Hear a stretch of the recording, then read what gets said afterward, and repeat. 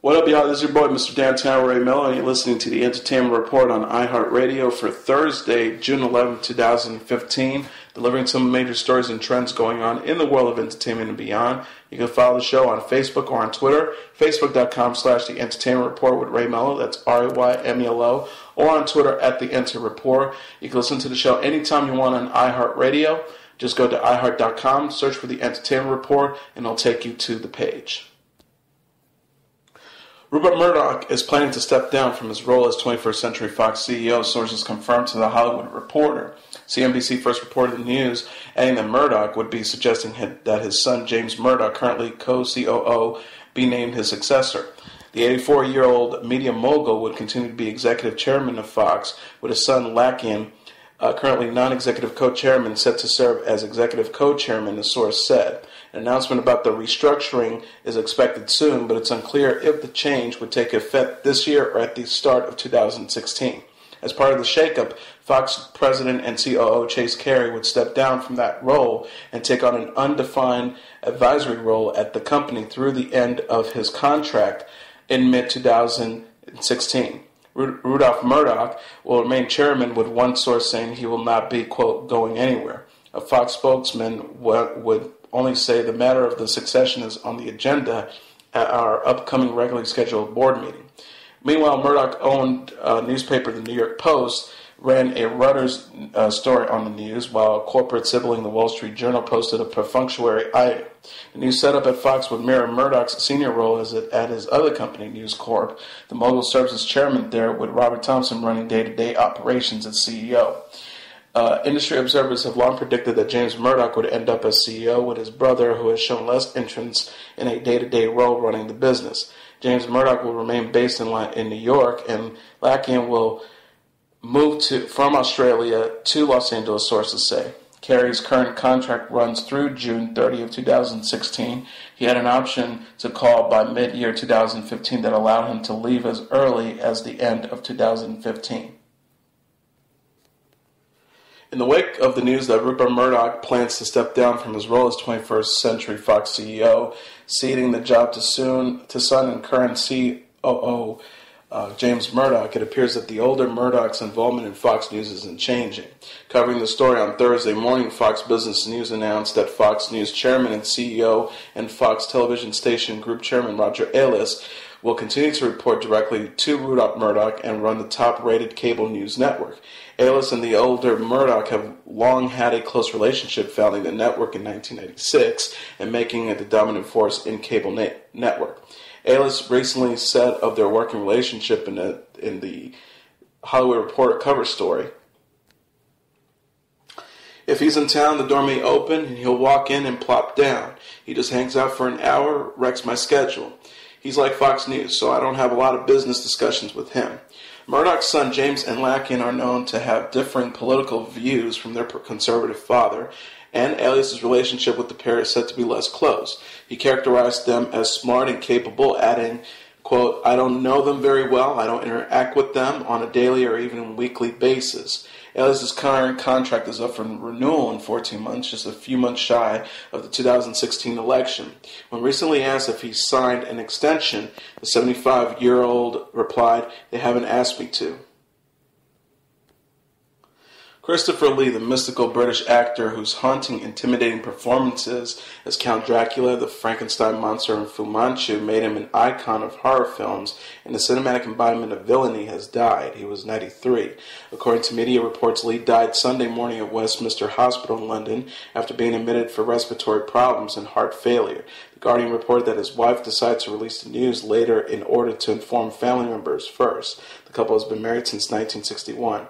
Lee, who as bad guy Scaramanga battled Roger Moore's James Bond in The Man with the Golden Gun in 1974, reignited his career in his late 70s with what would be recurring roles in the Lord of the Rings, Hobbit, and Star Wars franchise. BAFTA said in a tweet Thursday, "Such a sad news to hear that Sir Christopher Lee has passed away." In 2011, Sir Christopher Lee received the BAFTA Fellowship for his outstanding career in film. Incredibly, the London native has more than 275 credits on IMDb, making him perhaps the most prolific featured film actor in history. He did many of his own stunts, likely appeared in more on-screen sword fights than anyone else, and was the only member of the Lord of the Rings cast to have actually met author J.R.R. Tolkien, who was born in 1892. With his gaunt 6'5" frame and deep, strong voice, Lee was best as playing characters: slave traders, crazed kings, vampires, demented professors who were evil, murderous, dour, and unrepentantly ruthless. Starting with The Curse of Frankenstein in 1957 and The Horror of Dracula in 1958, Lee, like a mad scientist, helped Hammer Films bring the genre of horror back to life. He played the blood-sucking and brooding Prince of Darkness 10 times, but disliked being known as a horror legend. Lee was menacing in the title role of the Mummy in 1959, and that same year started as the new owner of the Baskerville Hall in the remake of the movie The Hound of the Baskervilles, starring his friend Peter Cushing as Sherlock Holmes. The suave and courtly Cushing was his castmate in Curse of Frankenstein and Horror of Dracula as well. He appeared 3 times as Holmes on screen, most recently in the 1991 telefilm Incident at Victoria Falls, and starred as the detective's brother Mycroft in Billy Wilder's The Private Life of Sherlock Holmes, which was released in 1970. Lee was also Rasputin and Lucifer, and his characters executed King Charles I of England and Louis XVII of France. He relished the evil roles. He said, as Boris Karloff, his Corridors of Blood co-star, told me, "You have to make your mark in something other actors cannot and will not do, and if it is a success, you will not be forgotten." His 1977 autobiography was titled Tall, Dark, and Gruesome. Lee played Rochefort of Three Musketeers fame 3 times and was Sax Rohmer's Asian evil genius with that distinctive mustache in 5 films of the 1960s, starting with The Face of Fu Manchu in 1965. Ian Fleming, the creator of Bond, was his cousin, frequent golf companion. The author wanted Lee to play the title villain of the 007 film, Dr. No, but the job went to Joseph Wiseman. For Bond fans, it was worth the wait after seeing his turn as the wealthy assassin who employs only bullets made of gold in The Man with the Golden Gun. Lee's considerable body of work film roles included Captain Horatio Hornblower in 1951, The Wicker Man in 1973, To the Devil a Daughter in 1976, The Passage 1979, House of the Long Shadows 1983, Gremlins 2, The New Batch 1990, The Golden Compass 2007, The Resident 2011, and Hugo 2011, and foreign films with director-fan Tim Burton: Sleepy Hollow 1999, Charlie and the Chocolate Factory 2005, Sweeney Todd, the Demon Barber of Fleet Street 2007, and Dark Shadows in 2012. Lee, who was knighted in 2009, appeared as Saruman in Peter Jackson's Lord of the Rings trilogy and in the director's 2 Hobbit films, including The Battle of the Five Armies in 2014. And he is Count Dooku in the Star Wars installment Attack of the Clones in 2002, Revenge of the Sith 2005, and The Clone Wars 2008. He said in a 2012 interview, "This last decade has been the most extraordinary of my life." Lee was 93 years old. News of the death of Christopher Lee, the famed movie villain known for his roles of Count Dracula, the Frankenstein monster, and Fu Manchu, sparked an intense response on Thursday from the film industry and those who had simply been fortunate enough to meet the vulnerable British actor. Tim Burton, who directed Lee in 5 films, released a statement about the late actor, calling it an honor and a pleasure working with him. Christopher has been an enormous inspiration to me my whole entire life. He was the last of his kind, a true legend, who I'm fortunate to have called a friend. He will continue to inspire me, and I'm sort of countless others for generations to come.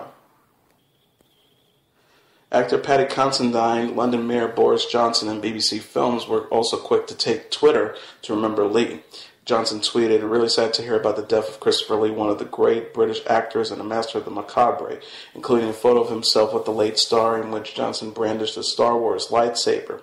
BBC Films, which worked with Lee on War 2009 thriller Glory 69, posted, "Oh goodness, another incredibly sad death today. Legendary actor Christopher Lee, age 93, RIP." Dominic McConaughey, Josh Gad, and Neil Gaiman were also among the stars paying tribute to Lee on Twitter. McNaghey's Lord of the Rings co-star Elijah Wood, who also worked with Lee on the Peter Jackson directed trilogy, responded to messages on Twitter by recalling his own experience with the late actor. Wood wrote, "If anyone was going to be immortal, it was Christopher. He was such a storyteller, and he loved to regale everyone with his various and many extraordinary experiences." Chloe Grace Moretz, who worked with Lee twice in Dark Shadows and Hugo, tweeted an extensive tribute to him, ending with, "Rest in peace. It will always be an honor to say I've got to know such a beautiful soul, forever changed." Dominic Monaghan, his co-star in Lord of the Rings, tweeted, "So sorry to hear that #Christopher Lee has passed away. He was a fascinating person. Threw a big pen into a tree in front of me. #a legend." Neil Gaiman tweeted, "I wish I'd met Sir Christopher Lee. I was so lucky and proud to have him play the Earl in at BBC Radio 4 Neverwhere. Great actor, great loss." Josh Gad tweeted, "Goodbye, #Christopher Lee. Thank you for leaving behind a legacy that will be revisited for generations to come. #Saruman, #Saramanga, #Mummy." Richard Roper wrote, "Christopher Lee was Dracula, Count Dooku, Saruman, and the Man with the Golden Gun. Amazing career. Rest in peace." And some other sad news, jazz legend Ornette Coleman has died at the age of 85 of cardiac arrest, according to the New York Times. The alto saxophonist is one of the select few individuals to change the face of jazz forever. His fittingly titled third album, The Shape of Jazz to Come in 1959, set the course for improvisational jazz for decades. Just 1 year later, his free jazz album gave a name and further direction to the burgeoning, experiencing jazz scene. Controversial at the time, Coleman's album, made with fellow soon-to-be jazz legends Don Cherry, Freddie Hubbard, and Eric Dunlophy, among others, remains challenging even to this day. Free jazz was a landmark musically as well as conceptually. The album featured 2 separate quartets on each stereo channel of the LP, which for the listeners meant hearing 2 different rhythm sections playing improvisational jazz at the same time for 37 minutes. Coleman also worked with a number of rock legends over the years. He contributed to Yoko Ono's version of the 1970 LP Plastic Ono Band and collaborated with Lou Reed on 2003's The Raven. In 2007, Coleman won the Pulitzer Prize for his album Soundgrammer, which peaked at number 10 on the Billboard Jazz Albums charts. In May, a lawsuit was filed on Coleman's behalf by his son and legal guardian, Donardo Coleman. The lawsuit accuses anti-ballicist Jordan McLean of releasing an album particularly under Coleman's name without the musician's express permission. McLean denied any wrongdoing when reached for comment, but a Coleman attorney told Billboard that the album, quote, was a jam session among a legend where he was permitting individuals to play with him, not under the auspice of recording or creating an album.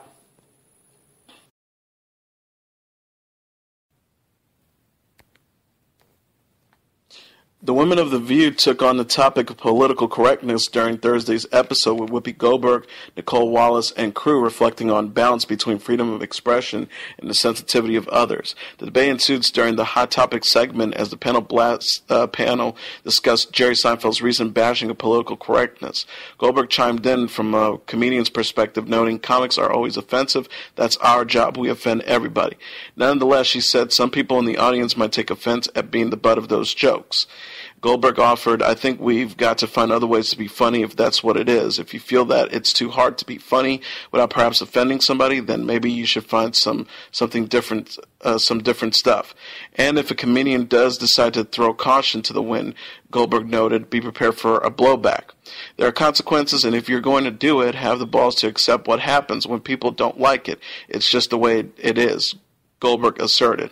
Nicole Wallace lamented the chill effect of PC culture, riding the crucial pressure valve that humor provides, especially in tumultuous times. Wallace says, "When comedians feel hemmed in, I think that's a bad thing. We become hostages of political correctness." Knowing the recent ISIS skit on Saturday Night Live, Wallace continued, "If we're not laughing, we're crying and we're under our desks. If the comedians become politically correct, I don't know where we'll go for a release." Goldberg and company also discussed a recent photo that some interpret as a depiction of President Obama holding a pack of cigarettes. The White House subsequently denied that interpretation. Rosie Perez weighed in on the topic, opinionating that the president's habits and lack thereof are a matter of national importance. "The president's health is our business because he is the leader of the free world, and he has to be healthy in order to keep his job going.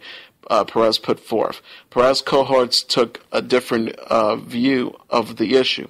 In JFK days, it was women. If all he's doing is having an occasional cigarette, let him enjoy it. Wells put forth, I like him more knowing that he is struggling with giving up cigarettes. He's human. Goldberg declared that it was a non-issue for another reason entirely. If you thought he had a cigarette, he probably didn't, because First Lady Michelle Obama, first of all, would beat his ass, Goldberg said. Thursday's episode, which included guest panelist Stacey London, also welcomed guests Nick Jonas and Louis Black. Jurassic World, Universal's sequel to Steven Spielberg's 1993 rampaging reptile sci-fi classic, is off to an outstanding start at the international box office. It opened in 6,824 theaters in China, France, and 6 smaller territories on Wednesday, and grossed $21 million and a total of $24.5 million when previews in 12 additional markets were added in. The PG-13 rated Jurassic World opens Friday in North America in 4,273 theaters and will be Universal's widest domestic and global date-to-date release ever. It rolls out in 58 additional international territories on Thursday and Friday. The sequel, directed by Colin Trevorrow and stars Chris Pratt and Bryce Dallas Howard, opened at number 1 in China, $17.24 million, the 6th biggest debut for a foreign film ever in China. It was a 2013 3D re-release in China that helped boost Jurassic Park, the film upon which the sequel is based, over the 1 billion mark at the global box office. IMAX theaters were a driven force in that run, and they will be in this one too. On Wednesday, the giant screen theaters brought in $2.5 million, a whopping 15% of the gross. Jurassic World, on which Spielberg is an executive producer, also opened at number 1 in Belgium, Egypt, France, Indonesia, Philippines, France, Switzerland, and Trinidad. Talk about Fetch. The plastics are coming back thanks to a new Mean Girls mobile game for Rocket Gems. The free-to-play game, which will be released later this year, will combine Pocket Gems' animated interactive storytelling platform with original plots based on the 2004 comedy to create a choose-your-own-adventure gaming experience. Pocket Gems' Jamil Kalfin says, even though it's been a while since the movie came out, it's been a favorite for people at the company. It's a really good fit for the platform. Kalfin says Pocket Gems has worked closely with Paramount to ensure that the story stays true with the original film's roots. He explains that the game will pick up after the events in the film, which stars Lindsay Lohan as a girl who transfers to public school and falls in with a group of stuck-up girls dubbed the Plastics, led by Rachel McAdams, Regina George. In the game, players will enroll in the fictional high school as seniors and interact with characters from the film. Kaplan says, you as a user make choices that they can affect the storyline. What clothing you are wearing, what you do, the characters that you talk to, every choice you make will affect what happens in the stories. Sources told the Hollywood Reporter that Legally Blonde and 10 Things I Hate About You scribe Kristen Smith is penning the mobile game's story alongside Marcy Kelly.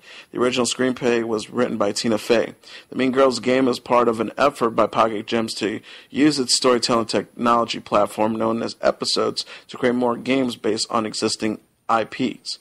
Kaplan says, we see this as a natural progression for us, explaining that the company has previously allowed people to create their own stories on the episode platform and has hired writers to construct original choose-your-own-adventure tales.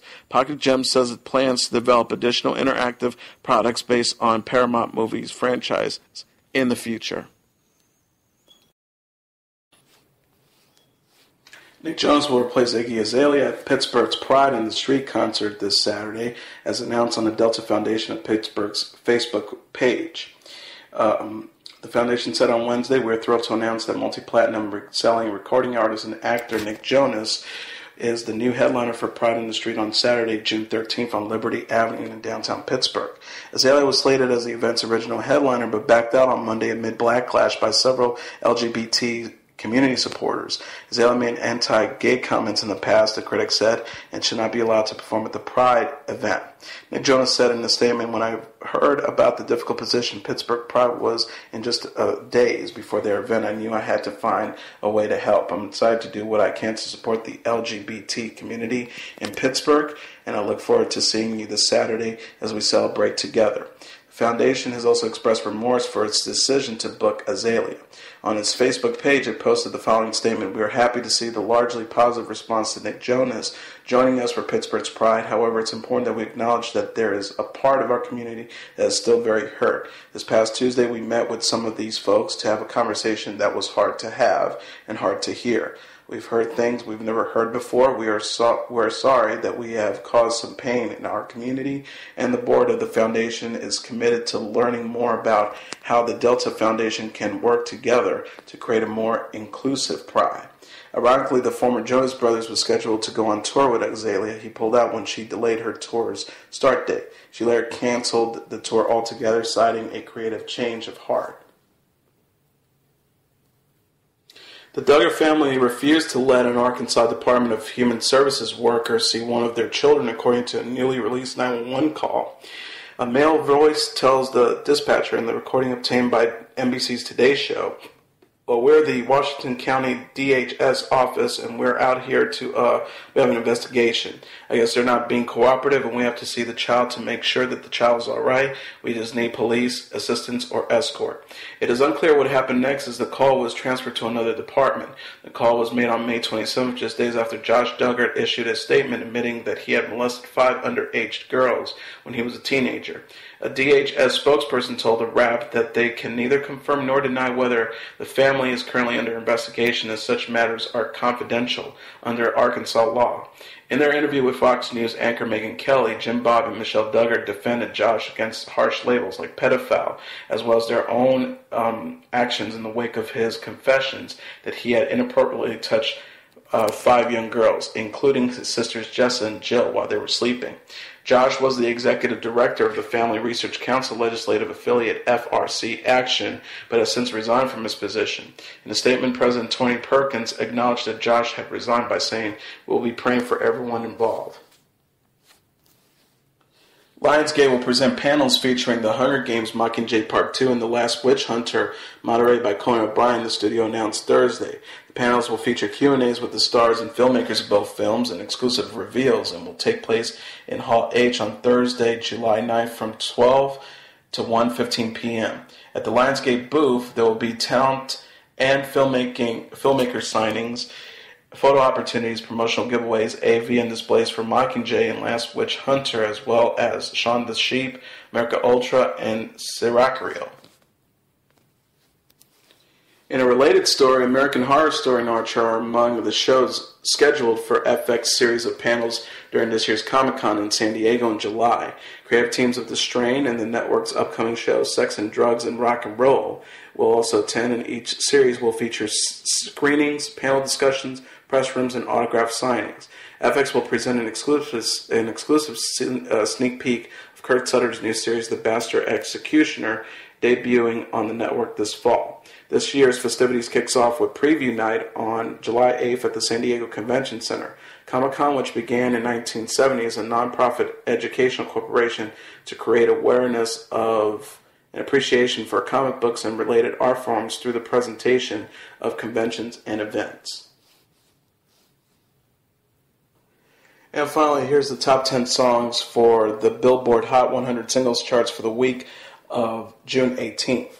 Number 10, Maroon 5 with Sugar. Number 9, Andy Grammer with Honey, I'm Good. Number 8, David Guetta featuring Nicki Minaj, BB Rexa, and Afrojack with Hey Mama. Number 7, The Weeknd with Earn It from the 50 Shades of Grey soundtrack. Number 6, Mark Ronson featuring Bruno Mars with Uptown Funk. Number 5, Jason Derulo with Want to Want Me. Number 4, Shut Up and Dance by Walk the Moon. Number 3, Fetty Wap with Trap Queen. Number 2, Taylor Swift featuring Kendrick Lamar with Bad Blood. And again, the number 1 song for the third week in a row on the Billboard Hot 100 Singles Charts was Khalifa featuring Charlie Puth with See You Again. And that is your entertainment report for Thursday, June 11, 2015. I'm your host, Mr. Downtown Ray Melo. I'll be back tomorrow to wrap up the week, delivering some major stories and trends going on in the world of entertainment and beyond. You can follow the show on Facebook or on Twitter, facebook.com/The Entertainment Report with Ray Melo. That's RAYMELO. Or on Twitter at The Enter Report. You can listen to this episode or any previous episodes of The Entertainment Report on iHeartRadio. Just go to iHeart.com, search for The Entertainment Report, and it'll take you to the page. Good night, and God bless.